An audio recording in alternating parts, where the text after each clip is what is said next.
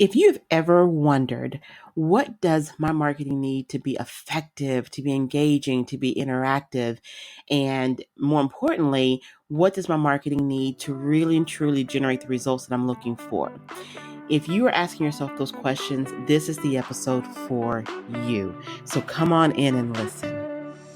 Welcome to the Behind Her Brand podcast with your host, Kimberly Spencer. Every week, join Kimberly and her guest for inspiring interviews with passionate business builders, corporate leaders, and catalysts of change. Plus, we will be sharing business and career building strategies and tools that you can use to grow. So let's dive into today's episode. If you've ever wondered, what does my marketing need to be effective, to be engaging, to be interactive, and more importantly, what does my marketing need to really and truly generate the results that I'm looking for? If you are asking yourself those questions, this is the episode for you. So come on in and listen. Welcome to the Behind Her Brand podcast with your host, Kimberly Spencer. Every week, join Kimberly and her guest for inspiring interviews with passionate business builders, corporate leaders, and catalysts of change. Plus, we will be sharing business and career building strategies and tools that you can use to grow. So let's dive into today's episode.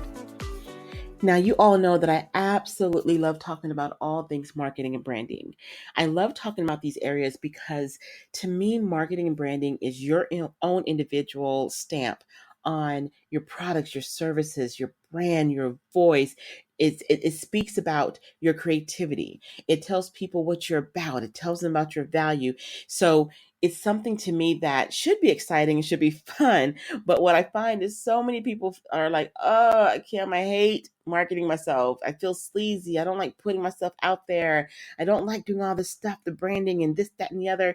And it becomes overwhelming. It doesn't become a thing that people enjoy doing. And for me, I love to try to help people to reframe that, to reframe how they're seeing it. Because here's the thing.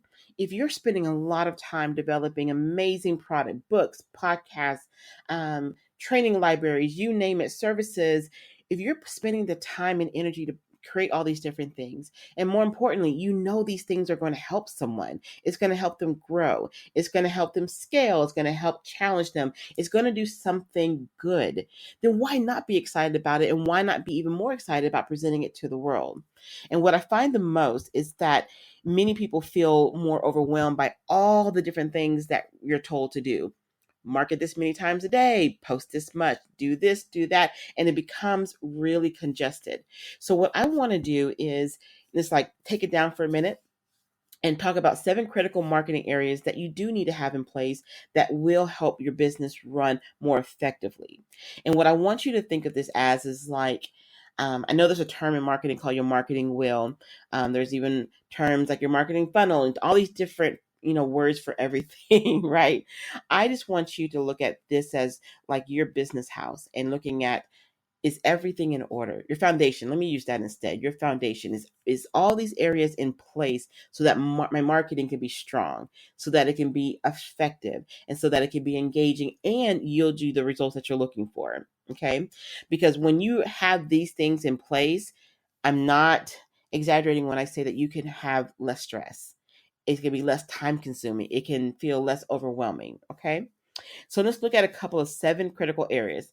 Now, this is a good time if you don't have a pen and paper. I challenge you to listen to this again and have that with you because I want you to write down some of the things that I'm sharing with you and then ask yourself, is this showing up in my business? Okay.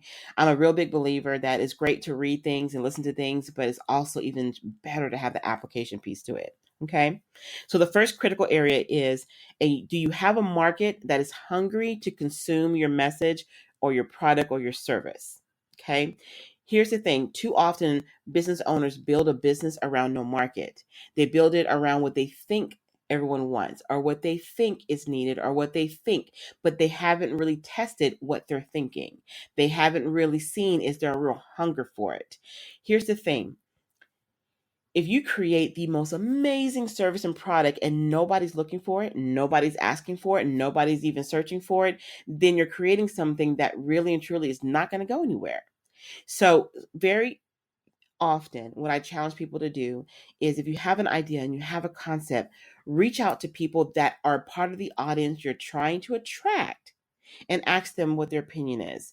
Asking your friends, asking your family, people who may not be your audience, is not going to give you the data that you need. You really need to ask the audience that you're trying to attract and say, you know what?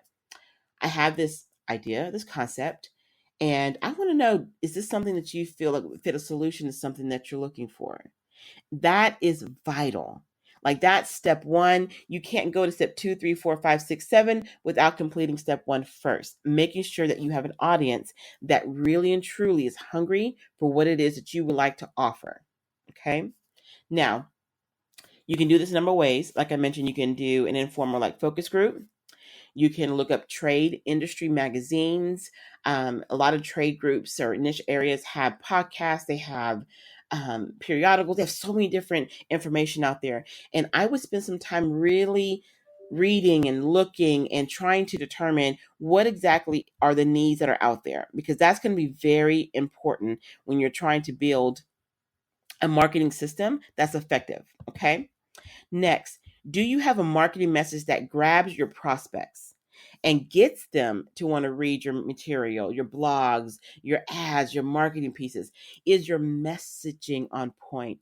This is an area that sometimes really hems up somebody. It makes them feel like, oh my gosh, I don't know how to write this. I'm not a copywriter. I'm not this and I'm not that. And I get it. I am not the best writer. Okay. But here's the thing. Whenever you're writing a marketing message, one of the biggest things to keep in mind is speak in a way that your audience understands what it is that you're trying to say and offer. Oftentimes, what happens is we create marketing lingo in our messaging. We create all these wording, all this fluff, all this content that your audience is like, okay, I don't get it. What are you offering again? What are you doing? And it gets lost. It just gets lost. And you don't want that. You don't want your messaging to get lost. So if your audience, for example, are women over 40 who are looking for adventure, right? You want your messaging to speak to that woman, speak to that person who is like, you know what? I'm 40 years old and I have not had a really great adventure. I have not explored the world. I have not taken a big leap of faith. So your messaging needs to fit that audience. Okay. Whoever your audience is, listen to what they're saying. Listen to what's being shared. Listen to the things that are taking place online and offline, because you want to make sure that you're understanding what is being communicated. And then you want to make sure that your voice is in alignment with what's being said. So, for example, this is a really, really good one. If your audience is students, especially in this time, and you want to challenge them on more academic excellence, you wouldn't come in scolding them about how students today just don't read enough. So our service will help make sure that you do that. Well, that doesn't elicit any kind of excitement. That doesn't elicit anyone to say, yeah, I'm going to tune into this company who's telling me that I'm not reading enough, I'm not doing this, I'm not doing that. But if you come in saying, man, if you were to read just one extra this, that, and the other in a day, you can have this type of result. Okay. If you can really help them see the benefit, you help them see by doing this, this will take you to A, it could take you to B, and it could take you to C. It can help someone see, okay, I get it. So if I do this, I can grow. I can become better. You challenge them in a different kind of way. But if you come at them in a way that is not attractive to what they're needing to hear, you're going to turn off your audience. Wrong messaging will turn off an audience. Ineffective messaging will turn off an audience. So messaging is key. And again, you can also test group this audience as well to make sure, if you're like, well, I'm not really sure if I should say it this way, that way, create some different content, put it out there and see what the response looks like. Okay. All right. So I hope this is helpful so far. And we're going to move on to the next one.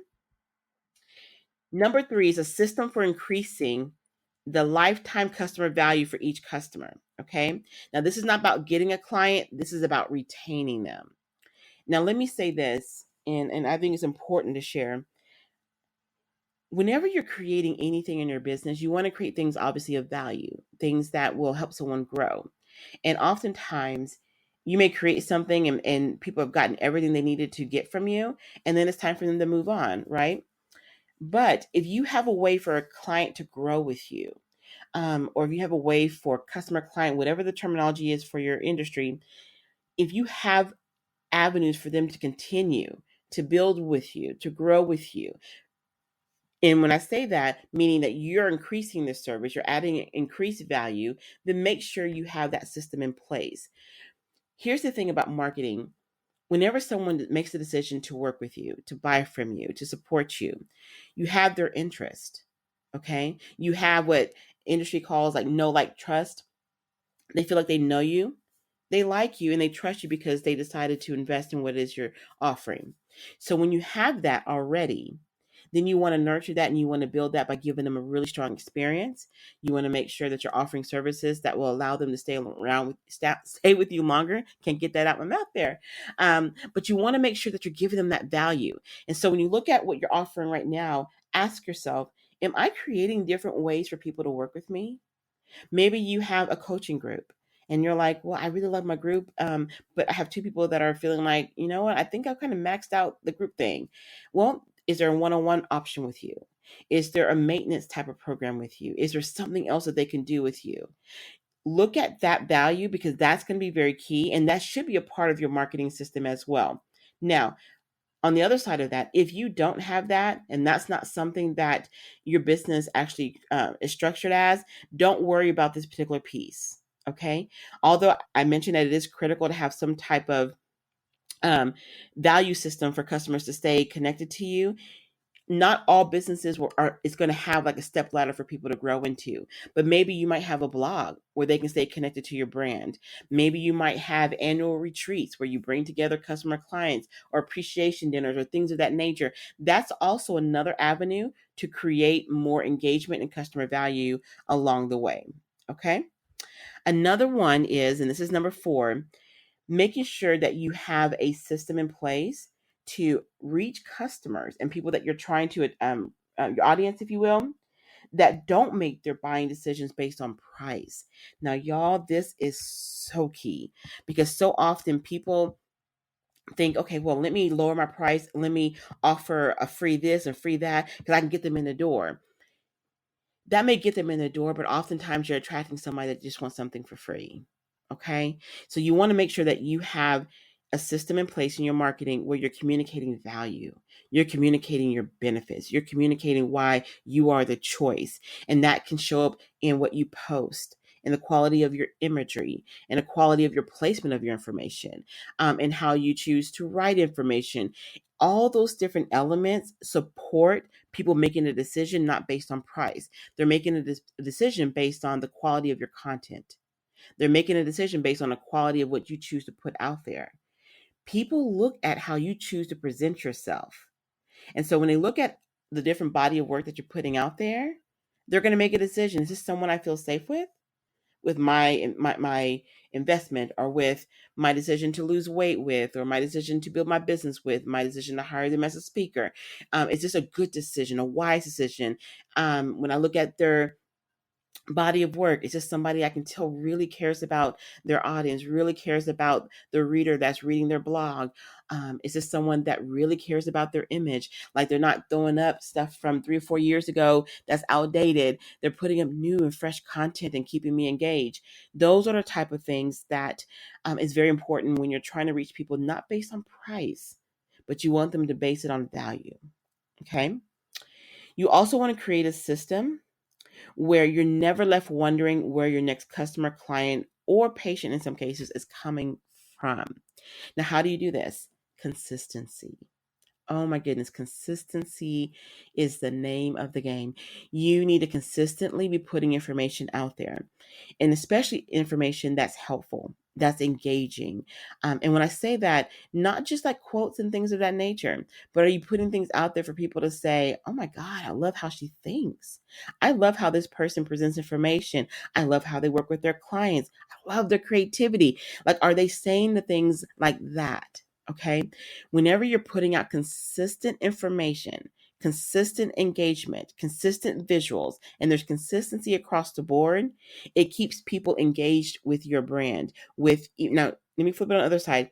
If you're in the career world, it's the same thing. Are you consistently showing up? Are you consistently offering new ways to solutions? Are you offering new thoughts? Are you being engaging in conversations and meetings and things of that nature? It leaves people thinking of you top of line, if you will. Okay.